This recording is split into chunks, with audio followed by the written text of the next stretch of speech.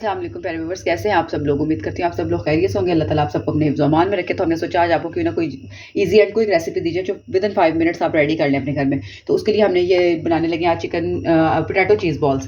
اس میں جائے گا ہمارا ہم نے 1 kg پوٹیٹو لیے، ان کو بوائل کر کے میش کر لیا ہے۔ اس میں جائے گا یہ 2 سلائس جو ہم نے چاپ کر لیے ہیں، ٹھیک ہو گیا۔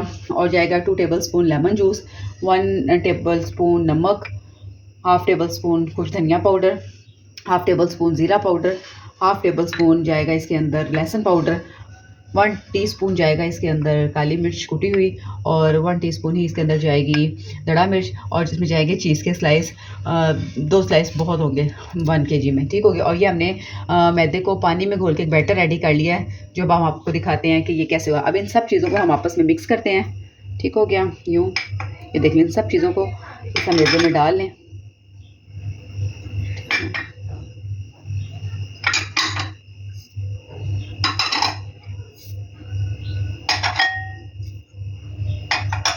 تو یہ لیں،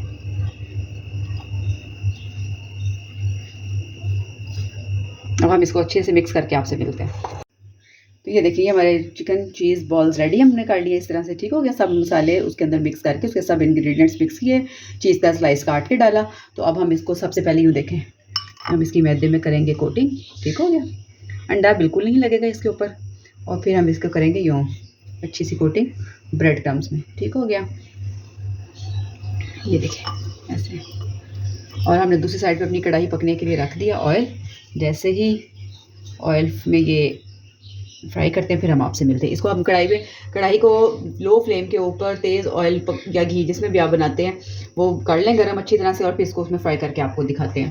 ہم نے اپنی کڑاہی کے اندر گھی ڈال کے، گھی گرم ہو گیا اچھی طرح، تو اب ہم نے اس کے اندر اپنے بالز ڈالے ہیں اور اس کو ہم 5 منٹ پلٹ کے بنائیں گے۔